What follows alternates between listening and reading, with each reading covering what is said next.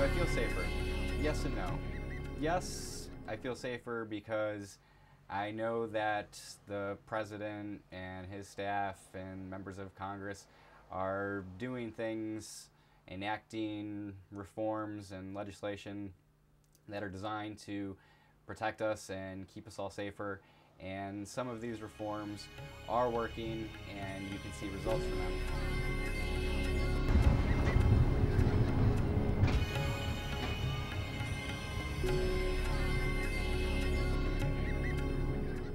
My role is I'm a senior special agent. My role position in Homeland Security is I'm a senior special agent conducting criminal investigations, which involves any crime, any violation against the United States, internationally or domestically.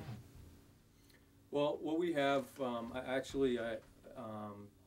our agency has a task force, and on the task force we have local departments that are involved in it, such as New York State Police, Clinton County Sheriff's Department, Plattburgh PD, and as well as internationally. We have Canadian Customs, the RCMP, which is the Royal Canadian Mounted Police, the Montreal City Police, and the Sûreté Quebec, which is the provincial police, the equivalent to our state police, on a task force. On that task force, cooperatively tries to take any information that we have that's local, whether it be at Plattburgh State College, at hotels, or anything that's coming in, transiting through our community, and taking it, assessing it, and then acting upon that information, and ultimately apprehending anybody that's committing a crime.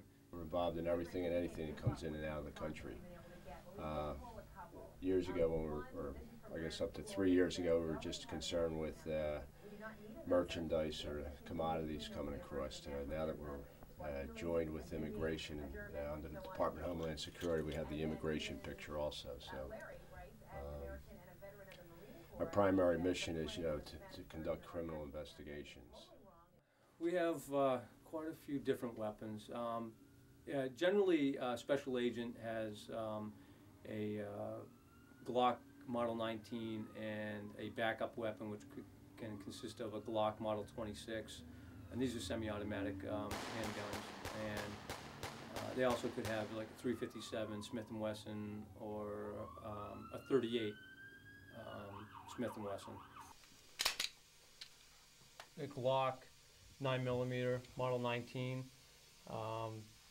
Excellent weapon. It's 15 shot. You put one in the chamber, so you have 16 altogether. Pretty easy to use. We're going to start out with a handgun, Glock Model 26. This is a backup weapon that we use. It's usually concealed on our inside the pants, on our ankles, anywhere, but usually it's not exposed. A lot of undercovers use this particular weapon. I have it issued to me for that reason. This is it's charged, ready to go. Yep. All right. So on this particular weapon, all you can do is pull the trigger. That's it. You're just going to grab it and pull the trigger, and you shoot.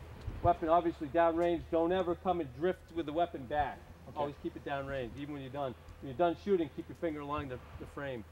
All right. So you're going to be here like this. Holy shit! Put it right there. My training that I've been through, because I've been through a little bit more training than probably the average guy has been through, and I also carry an MP5, which is H&K MP5. It's a submachine gun. Submachine gun, single shot, 3-shot burst, used during tactical operations, building entries, high-risk warrants, so on. It's an H&K, very reliable, very accurate, extremely dangerous weapon. Ride it, you hit it. You don't take the slide and roll it forward with your hand, you hit it. This weapon's charged at this point. You do single shot, keeping it down like this, put it out in front of you. Just put it like that. It feels like a little BB gun. Or you can extend it, and you're gonna take it and you're gonna move it in, elbows in. Like that, those are all single shot. So you're taking just like this.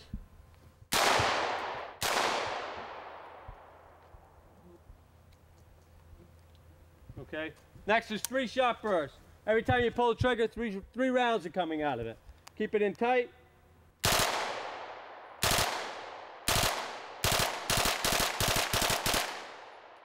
Move it in. A special agent will also carry a Styrog, which is a long rifle. It shoots a .223 caliber bullet for standing back, 100+ yards and reaching out and touching somebody from that distance. And in addition to that, we have 12-gauge shotgun. I mean, this sound right here intimidates more people than pretty much anything else that goes on. So it's just the mere sound of that, and you'll have people drop to the ground, throw their arms up when they're being not complying with any of the things. But as soon as they hear a sound like that, they do. So obviously, seldom do you ever have to use it, but it definitely is a great intimidator. So. Yeah. Shotgun, 12-gauge, 870. We're gonna shoot some rounds with this. Again, tactical operations strictly on this one. Excellent weapon, very reliable, very dangerous. These are double up box. There's a little bit of a kick with this one, boys. You just come in, drop it.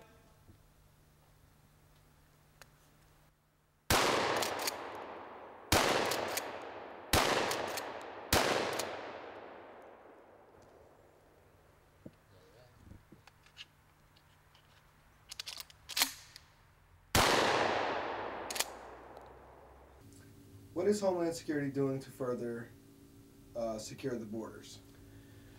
Well, there's a politically correct response to that, and then there's, the field agent's response to that. Politically correct is you have the Department of Homeland Security, all these agencies under one umbrella trying to work cooperatively with one another to make things better, make the people of the country feel safer, and that's great. That is an absolutely fantastic thought. However, that's not the reality of it. What's happened, we've created a monster with the Department of Homeland Security, and we've have more problems with all the agencies that have been created within Homeland Security for power struggle as who's going to do what and who's going to take on this responsibility. Instead of working together, it's actually driven a wedge between these agencies, and they don't want to work together at all because it's all turf battles. Everybody's trying to who's going to be covering what in what areas, and it's not good. It really isn't, whether it be on a local level or on a national or international level. Now, that being said, what we're doing as an agency is that when we're formed under Homeland Security, we took on an additional investigative role, which are aliens, the immigration law. So what we're doing is tracking and identifying, and again, ultimately trying to apprehend illegal aliens coming and entering the United States or who are already here. So we'll go around to job work sites and identify these work sites. They have illegal aliens, grabbing them, and then, of course, deporting them from the United States.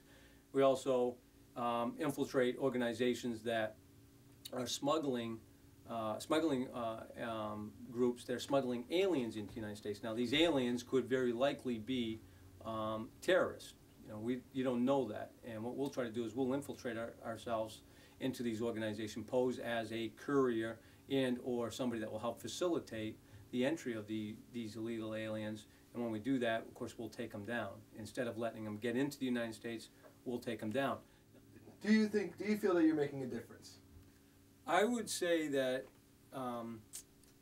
something that was told to me 15 years ago when I came into work in law enforcement, and this is going to be a long story, guys. I'm going to try to make it short, but what I was told was this: I'm a very hardworking guy, and I take my job very seriously, okay?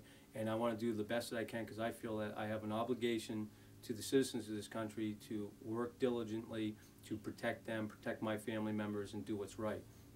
And that being said, I still continue to do that. But it was told to me 15 years ago by somebody that had over 50 years of service in law enforcement, and his family had probably over 100 years of federal law enforcement service, was that when he had started in law enforcement back in the 30s, there were criminals, there were bad guys out there, and he worked for 30 plus years going out there arresting these bad guys, and when he retired, there were still bad guys that were out there. And between point A and point B, he did what he could to apprehend. So always somebody is taking the shoes. So what I was told, before I came in, there were bad guys out there, and I'm going to work for 25 plus years. When I leave, there's still going to be bad guys out there. But between point A and point B, I've got to do what I can to, you know, curtail the problem. Never gonna stop it. And as long as there's money to be made, it's lucrative. People are going to continue to do it. There's no way of stopping it.